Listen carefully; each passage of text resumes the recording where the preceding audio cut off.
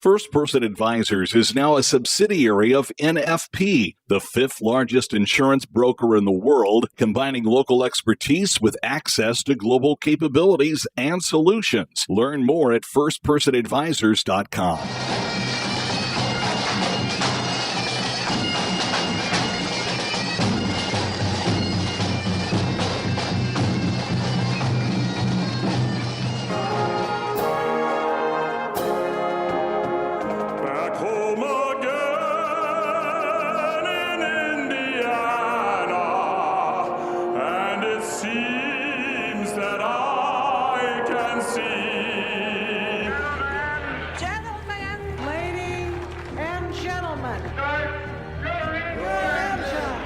Gentlemen, start your engines.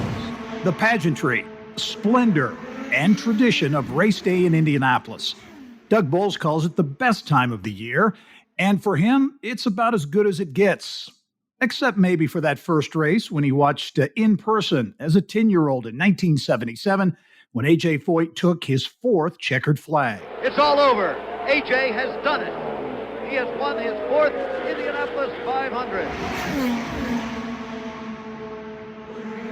It's a 24/7 year-round passion for Doug Boles. Tweets from the Speedway grandstands with snow on the ground in February, dreaming about race day in May.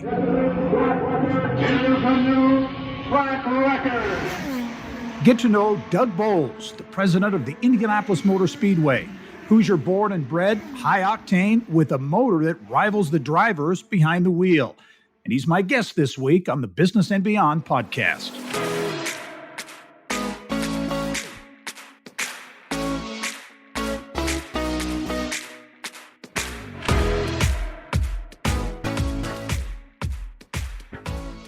Hello and welcome to the Business and Beyond podcast, presented by PNC.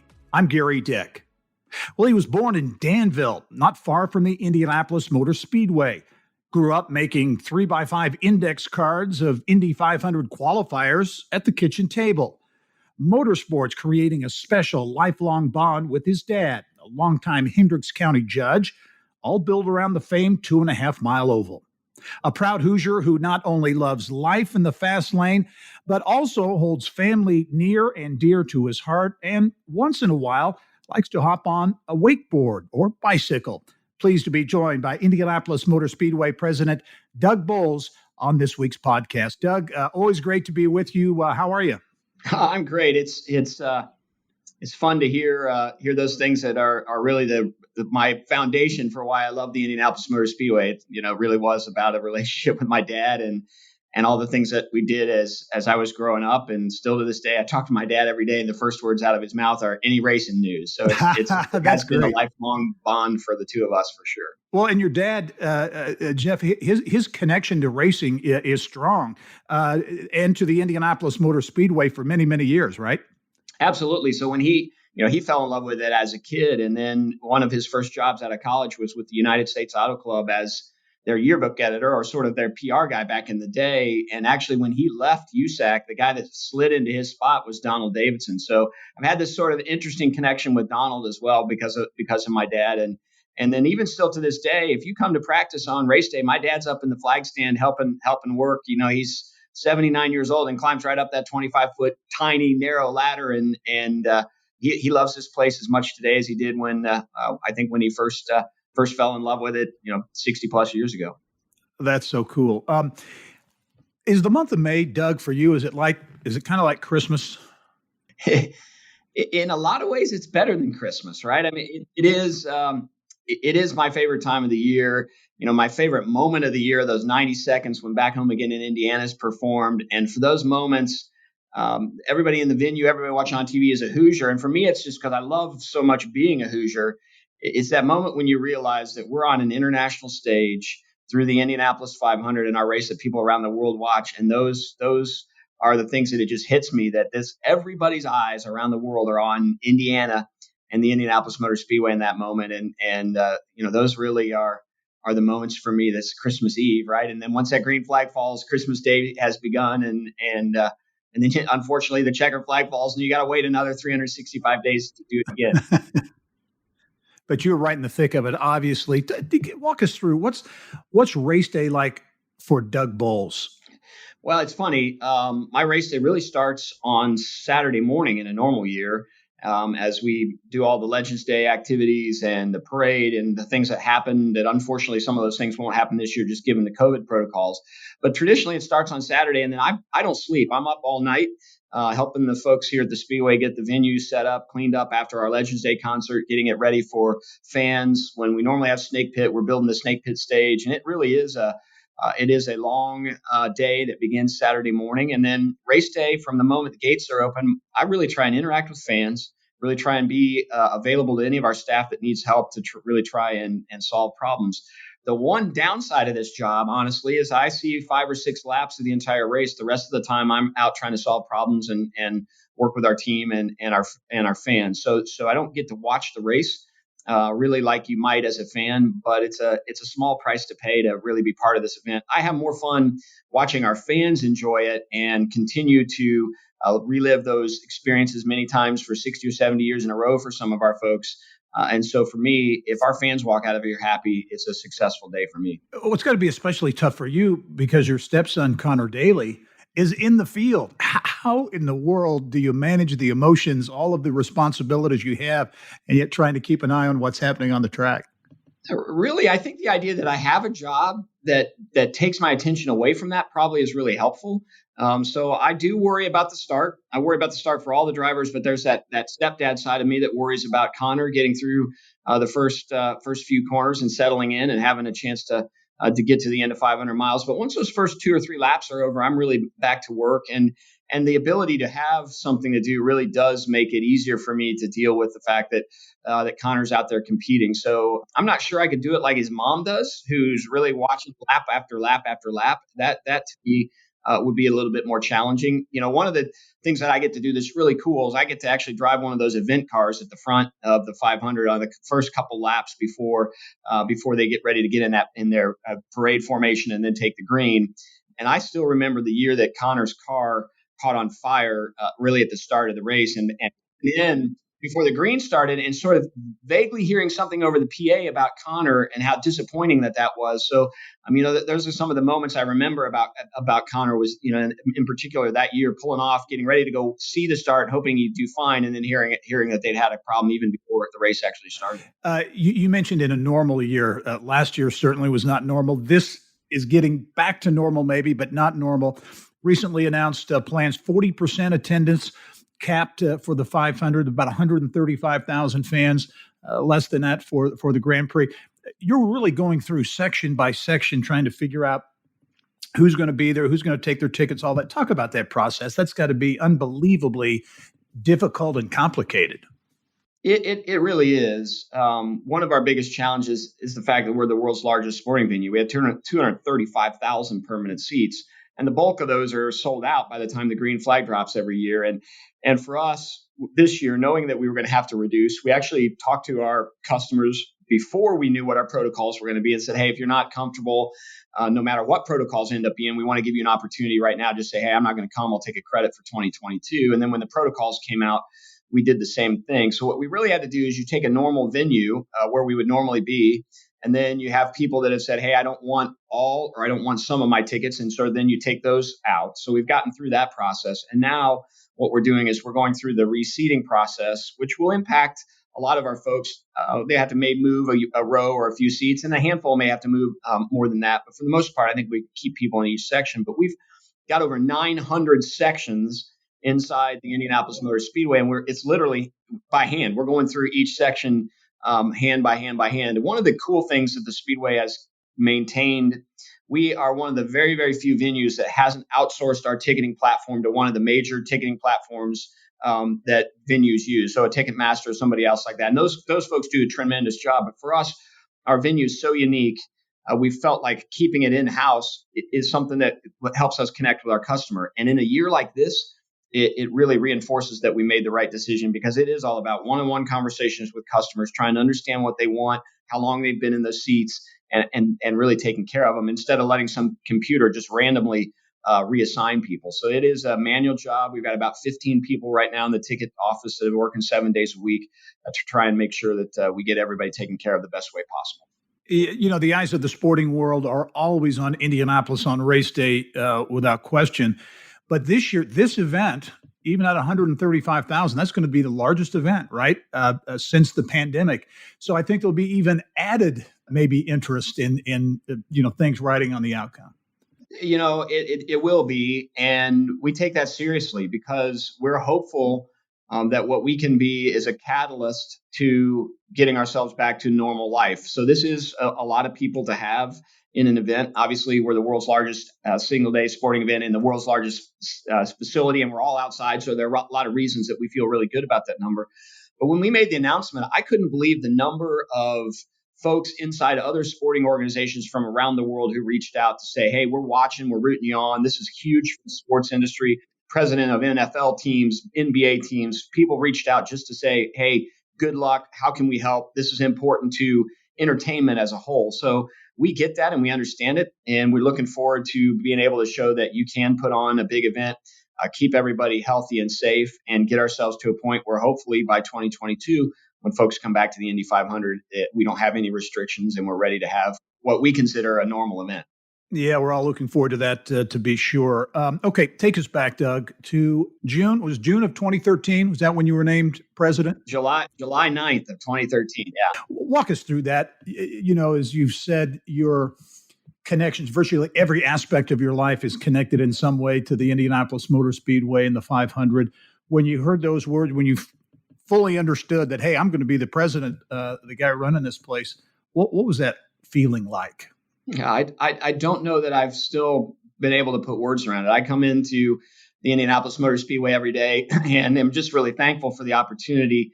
And the thing I'm most concerned about every day is how do we make sure that everything we're doing here at the Speedway is making it better for our fans so that when the fans come here, it just really helps verify for them why they love the Indy 500, why they love the Indianapolis Motor Speedway. And it goes back to really, when it started falling in love with this with my dad, and my dad gave me the passion for this place. And then I've been fortunate along the way to have people who've helped me get to a point where I could bring a lot of different experiences from, Mayor Goldsmith allowing me to do the Mayor's Motorsport Task Force to bring businesses to Indianapolis that were racing related. Terry Lingner giving me an opportunity to work on a lot of the TV productions that he was working on to understand that side of it. Opportunity with the folks at Panther Racing when we started Panther. And then really Mark Miles and Jeff Belskis and Mark Dill here at the Indianapolis Motor Speedway are the three that gave me an opportunity to work here. And ultimately, it was Jeff and Mark that gave me the opportunity to be president. And I really am thankful to all those folks who've had faith in me and given me an opportunity to stretch. And I walk, like I said, I come in this place every day. I think of my dad and that first walk in 1977 to the Indy 500. I obviously came to the track before then, but that first race day is monumental. And then I think about all the folks that have given me an opportunity. I don't want to let them down, but mostly I don't want to let our fans down. And then we couldn't be more fortunate to have Roger Penske at the helm of the Indianapolis Motor Speedway. Loves being a corporate citizen in the state of Indiana, and he wants this place to get better and continue to be here for another 100 years. And it's been a pleasure to work alongside Roger and the folks at Penske Entertainment and Penske generally over the last year and a half. Yeah, that was my next question. Actually, a new boss there, Roger Penske, his love for Indianapolis, the Indianapolis Motor Speedway, motorsports, well documented. Many people say, hey, he's the perfect guy. If somebody's going to buy that place, it needs to be Roger Penske. His work ethic, attention to detail is legendary. Any stories to share? About it? Because I know you're a hard worker. That's very clear. But Roger is, as someone who's been at it a long time, is someone who still really gets after it. So you touched on the two things I think that make Roger Penske special, and that is his attention to detail. And there's no way you're going to outwork Roger Penske. He is focused on the goal. He's relentless in terms of getting to the finish line, and he gets there paying attention to all the little details. And then his passion for this place on top of that probably makes him even more effective in this space than he is in his business side where he's been so successful. But the stories about him are, you hear all those stories about how hard he works, and they're true. Early on, when it was announced that Roger Penske was buying the Speedway, before it was the deal closed in January, we announced in January 2020, but we announced in November of 2019. And in early December, Roger asked me if I would meet him for breakfast. And what he was really doing, I think, was talking to the team, trying to make sure people were committed to staying and committed to being part of it with the change from the Holman George ownership. So he said, "Can you meet me for breakfast downtown at the hotel? Why don't you meet me at 6:30?" And I said, "Absolutely no problem." And I got home that night and I said to Beth, I said, I can't be late, so I'm going to get up early and make sure I'm super early when I'm there. So I parked the car out in front of the hotel about 6:05. Walk in, it's like 6:07. So I'm 23 minutes early. And I walk in the door of the hotel, and Roger Penske's sitting in the lobby looking out the front door, and he said, "I'm glad you could make it on time." And I thought to myself, I'm 23 minutes early, but I think I'm probably late for Roger Penske time. So he is one of those people that works the entire time. And then during breakfast, we were chatting. I said, "How'd you sleep last night?" And he said, "Well, I didn't, because it was back when he had the Australian supercar teams, and they were racing that night. So he stayed up all night to watch his team compete in Australia." And you wouldn't have known that Roger hadn't slept at all. And then we spent the bulk of the first few minutes just talking about the race and the strategy that went into it. So it's amazing the amount of details he wants to be in. He wants to walk alongside the team. It's not unusual for not just Mark or me or Allison or somebody on the team, but for people in the ticketing department or people in the credential department or people in facilities to get a random call from Roger, because he doesn't want to just hear from the few people that report to him. He wants to hear from the people that are actually doing the work. And it's amazing how he knows names. He knows what people do. You can have a walk around, which we've done a ton with him, around the facility, and we'll include a lot of different folks. And even if it's not in your space responsibility, you could have a ticketing team on a facility walk looking at what we're going to do to a new restroom. And he could say, "Ellen Saul, talk to me about this," or "Kelly Lehman, talk to me about this." And those are our credentialing and ticketing people. They have nothing to do with facilities, but he wants to know what everybody else thinks so that he can help include the team across the board. And that team culture and that team camaraderie is part of what makes Penske so special. I mean, he's an amazing leader. Yeah. Okay, Doug, on the podcast each week, we have what we call our 2-minute drill, where we ask our guests some quick questions about some of the issues of the day. I've got a few questions for you if you're game. Okay, let's do it. Okay, good. You're a busy guy. You're at it all the time, but what do you do to relax? So relaxing for me, I love iRacing, which is a video game simulation. I love iRacing. I do, as you mentioned earlier, I like to wakeboard. I like to cycle. I like to race. So anytime I can get in a race car and run a race car somewhere, I enjoy doing that. Mostly though, I love hanging out, watching the kids who now are an awful lot older, doing a lot of different things. So that's really where relaxing for me. I love to pick dandelions. Maybe that's the weirdest thing, but I get out in the yard and put my headphones in and pick dandelions, or find a tree and a chainsaw. Those are the kind of things that really allow me to disconnect. That's good stuff. Biggest pet peeve? Oh, I think for me, my biggest pet peeve anymore is at some level, it's an amazing tool, but in a lot of ways, it's a big pet peeve is people on social media that just decide to complain when things happen. It's frustrating to me that people can go scream on social media in a way without really trying to go through a proper channel to solve some issues. So the use of social media in a way that's really become negative, I think, is my biggest pet peeve. Like I said, it's an amazing tool to connect with folks. It's an amazing tool to solve problems, but people are just so difficult in social media and yelling at people when, at the end of the day, that tool could be used in a much more effective and positive manner. Yeah. Favorite mentor, other than family, do you have a favorite mentor? Yeah, I mean, the one who's probably influenced me the most outside of my family would be Steve Goldsmith, when I had an opportunity to work for Steve. And I think In a lot of ways, he's very similar to Roger Penske. His work ethic, it was unbelievable. I mean, and he was an early adopter of technology. I can remember, adopting not just email and how important that was, but just really adopting technology across the board was something that he was really good at. And honestly, I don't know that I've ever worked alongside a smarter person than Steve Goldsmith. He could take the most complicated issues and really quickly turn them into something where he could help solve problems. It didn't matter if he was familiar with the space or not. Mm-hmm. Yeah. A lot of talk about the future at the track. Will Formula One ever return? I'd love for it too. And I know Roger Penske would love for it to come back. And there have been conversations between Roger and Greg Penske and some folks at Formula One. Mark Miles has had some conversation with some folks at Formula One. We've internally talked about what that could look like here. And it's really no different than where we've always been. It's got to make economic sense for us.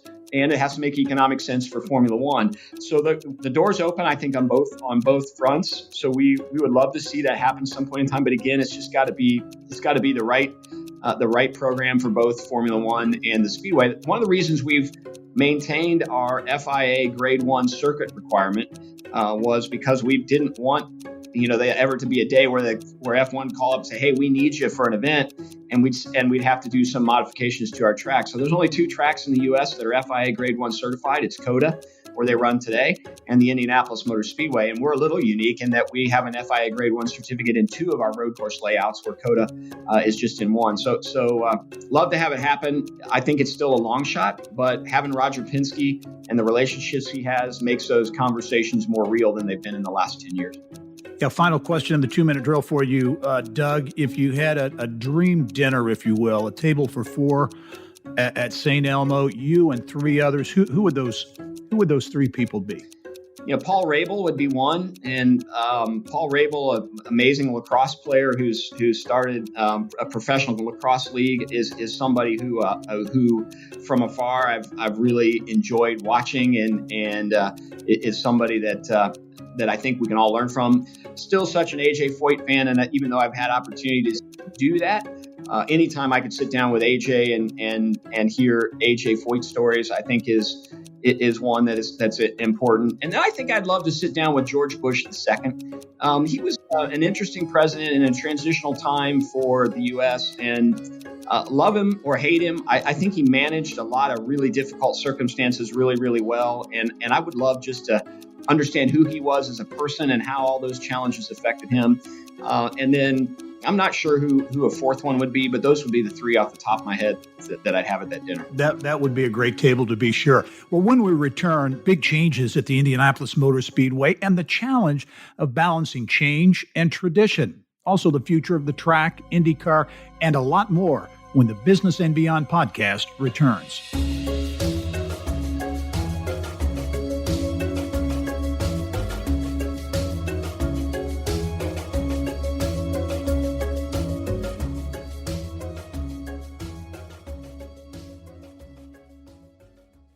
First Person Advisors is now a subsidiary of National Financial Partners, the 5th largest insurance broker and consultant in the world. Develop your total reward strategies all in one place with the combination of First Person's local expertise and NFP's global resources and integrated solutions. Learn more at firstpersonadvisors.com. Welcome back to the Business and Beyond podcast, presented by PNC. My guest this week, very timely, the month of May, Indianapolis Motor Speedway President Doug Boles. Doug, as we've talked about, you've loved racing the Indianapolis Motor Speedway essentially since birth, but did you always know you wanted to have a career in it? Did you always wanted to know you wanted to be an executive, someone in the position you're in now? When did that kind of begin to come into focus? Well, it's a good question. And I think I always knew I wanted to be involved in motorsport at some level. I don't think I could have ever anticipated this job or thought about this particular job. But when I went to Butler University, I chose Butler for a handful of reasons. My parents had gone there. I wanted to swim, and they asked me to come swim there. So that was part of it. But the most important reason, honestly, was that it was close to the Indianapolis Motor Speedway. And in the 80s, the Speedway only really ran in May, but throughout the year, they'd have tire testing. So teams would come in and test. and you could hear the sound of the race cars around the city. And for me, it was an opportunity to know when people were testing, and I could come over to the Speedway, sit in the museum parking lot, and watch cars go. And I chose journalism as my major because I figured I'm not going to ever be A.J. Foyt. I don't have that talent or that gift, but I can write about racing. So I thought this is something that allows me an opportunity to report on it or be involved in it from a PR standpoint. So even at that point in time, I was trying to focus a little bit on motorsport. My other passion was politics. My first job out of college was at the Indiana House of Representatives, working with the legislature, and then obviously going to work for Steve. And Steve Goldsmith was really the first person to give me an opportunity to take my passion and really build it into my work, and that was with the Mayor's Motorsport Task Force. So from that point on, I really tried to focus on how can everything I do somehow connect to motorsport, and then hope that someday the right job would come about. And then when the Panther Racing opportunity with John Barnes and Gary Pettigo and Jim Harbaugh and Terry Lingner and Randy Fishman and Mike Griffin, a group of us decided, let's go try and make a race team happen. And when I was asked to be part of that organization early on, then that's from that day on, I really haven't looked back, and it's been all motorsport related since 1997. Yeah, I was going to ask you about Panther Racing. It was a great team. Sam Hornish, Scott Goodyear. You had a lot of great drivers and success. What was it like having Jim Harbaugh in the ownership team there? That had to be entertaining. Jim was definitely entertaining, and the guys on the crew loved him. Right, he was a great coach, and he, for them even, and getting them engaged and excited, and he was just one of those people that you just wanted to follow into battle. And I think he's found his spot in coaching because he was so good at that. But there was never a dull moment with Jim. A few years ago, we did a Panther reunion where the ownership, the group of us that started Panther, got together, and Jim actually came in town. And the fun part about Jim is he didn't pack any clothes. He landed. Gary Pettigo picked him up. They took him to the Walmart so he could buy his Dickie pants and the things that you know him for. And then he showed up for the dinner after getting clothes there. So he's a one of a kind guy. He made it an awful lot of fun. But that was a really neat era for all of us. Early Indy Racing League days. A bunch of people really from Indianapolis who loved the Indianapolis Motor Speedway, and thanks to Pennzoil, we had a great opportunity to start Panther Racing, and we won 15 races and a couple championships. And it was, I still miss those days when you get to put on a uniform and go to battle with the other folks on the racetrack. That's the one thing you don't get here, is that piece of it. But I'm pretty proud of the stage we set for the teams to go fight it out on the 2.5 mile oval. Yeah, absolutely. As mentioned, you were named president of the track, the Speedway, in July of 2013. A lot has happened since then. One of the biggest things to happen at the Speedway, the Project 100, the nearly $100 million in improvements. I remember it was tied kind of to the 100th running of the race. There was so much involved there. I'll talk a little bit about that, but that was dramatic change in seating, video boards, all kinds of things. How difficult is it to balance the need for change and to make things better with tradition? I don't know of any other venue or event that is more tradition heavy than the Indianapolis 500 and the Indianapolis Motor Speedway. That was the biggest challenge of all, right? You want to make improvements at the Speedway so you make the customer experience better. But what makes our place special is the history and tradition and the years that this place feels like the Indianapolis Motor Speedway that you were introduced to in 1977 when you walked through the gates with your dad. So that was the challenge. So we wanted to make improvements, but when you showed up, we didn't want you to go, wow, this isn't the racetrack I fell in love with. So it was a balancing act. How can we improve it? But how do you make sure that it's clear that this is the Indianapolis Motor Speedway and we are staying true to some of those traditions? If you watch, one example would be if you look at racetracks around the country right now, especially oval racetracks, when they do new seating, they do seating in this checkered format with the different colors so that when you look at it from a TV camera, you can't tell if there are people there or not. And that's great because it makes you feel like there's more folks there when you're watching at home on TV.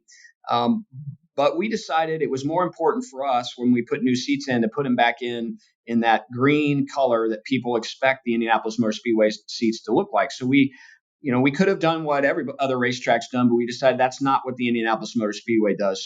So there was an awful lot of balancing in that. There still is. And that's one of the great things about having Roger Penske around. He understands that history and tradition is what sets us apart from all the other racing venues around the world almost. Maybe Monaco and Le Mans are two exceptions to that rule. But for the most part, it's really all about how do you maintain the tradition, but give our fans, when they come through, that stadium experience that's more like what they're seeing in newer venues.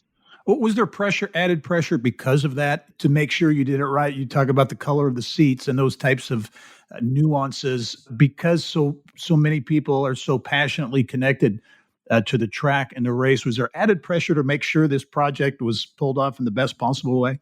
Absolutely, because of the passion that our fans have for it. And I often tell folks what makes us special is our history and tradition, but it's more than a race, right? It's the entire experience that makes people come back year over year. 70% of the people that come to the Indy 500 don't watch another race the rest of the year, right? It's not that they don't attend one. They don't even watch one. So that the whole day, from where you park your car to what you pack in your cooler to what gates you walk in to the stairway you walk up to your seats to who sits around you, that's as important as the green to checkered flag moment on the racetrack. So when we were thinking about improving that experience, we wanted to make sure that we weren't impacting all of those things that make the race day experience at the Indianapolis Motor Speedway what it is.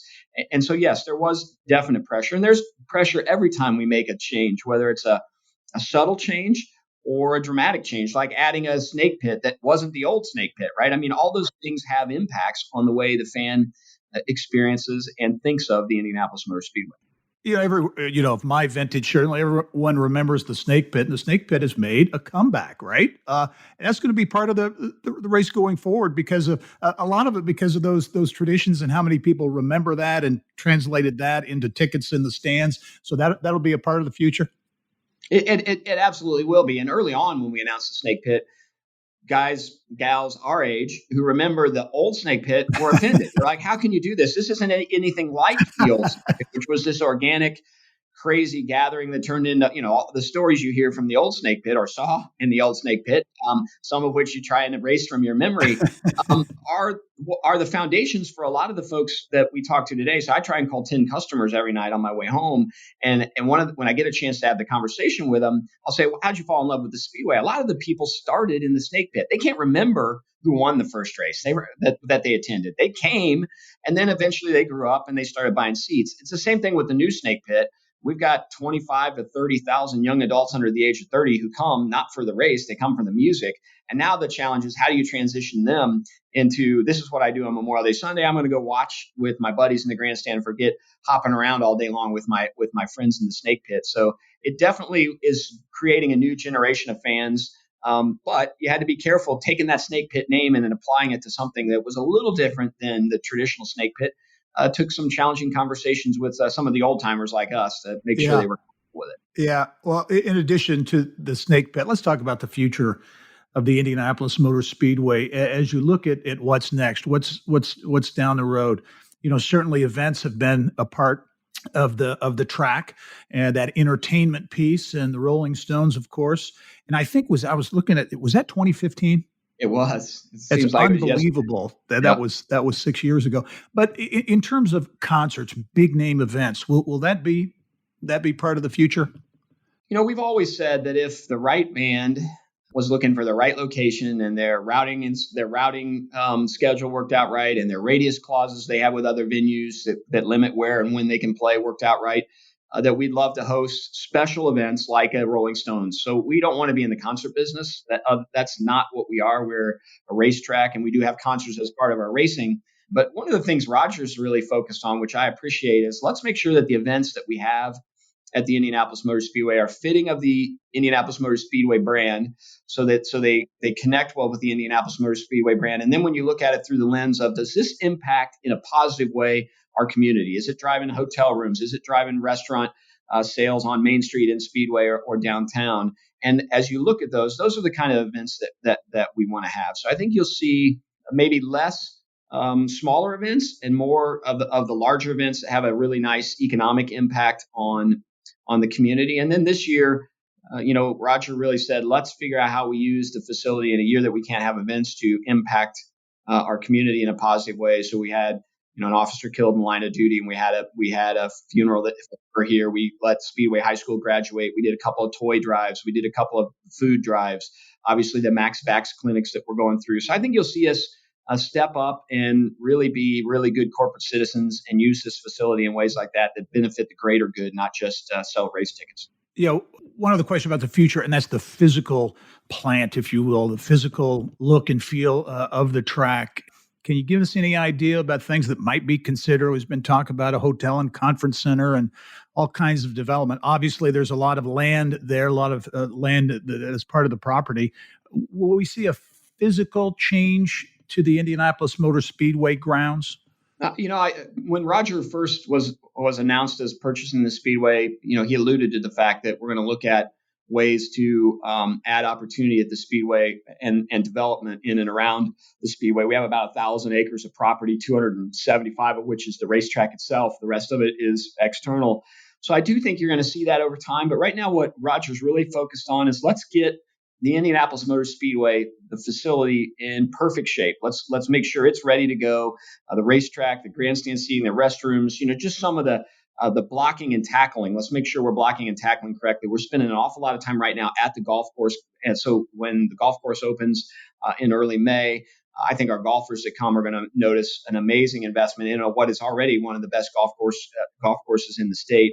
So he wants to get our physical plant as it sits today sorted out, and then we'll start looking at the opportunities, whether that's a hotel, whether it's new suites, whether there's commercial development in and around the facility. So those are the things that I think you'll see over the next 3 to 5 years. Right now, it's really important that we get the Indianapolis Motor Speedway up and running and get on the backside of this pandemic and make sure we're in a good spot before we branch out too much further. Well, a lot of people have said Roger Penske is the perfect owner. I would also say, Doug, you're the perfect guy to lead the Indianapolis Motor Speedway. It's been a real treat to get to know you and watch your career over these many years, and to watch the positive impact you're having at the Indianapolis Motor Speedway. Really appreciate you taking the time to sit down with us for some great perspective as the month of May begins, and you're really into it full time. So, Doug, thanks very much. I look forward to seeing you soon.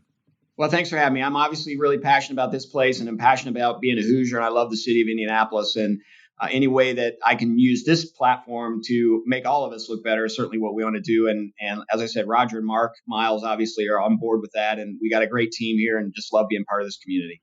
Very good. Well, thanks again. And thank you for joining us on this edition of the Business and Beyond podcast. You can listen to this and all of our episodes and also get Indiana business news 24/7.